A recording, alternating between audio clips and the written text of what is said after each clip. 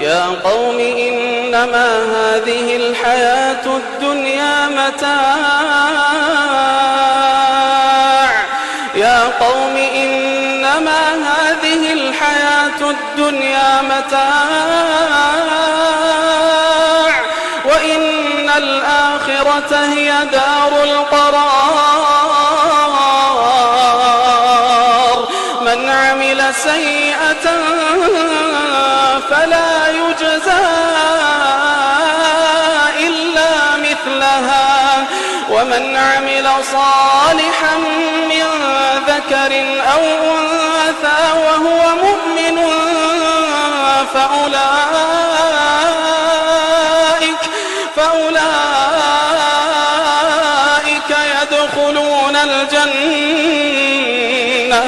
فأولئك يدخلون الجنة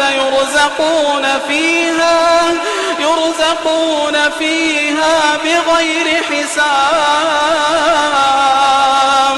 ويا قوم ما لي أدعوكم إلى النجاة وتدعونني إلى النار تدعونني لأكفر بالله وأشرك به ما ليس لي به علم وأنا أدعوكم إلى العزيز الغفار لا جرم أن ما تدعونني إليه ليس له دعوة في الدنيا ولا في الآخرة وأن مردنا إلى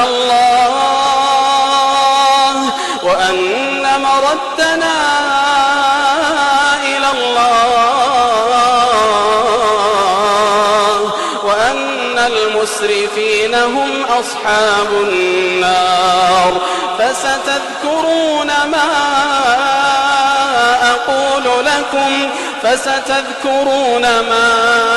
أقول لكم وأفوض أمري إلى الله إن الله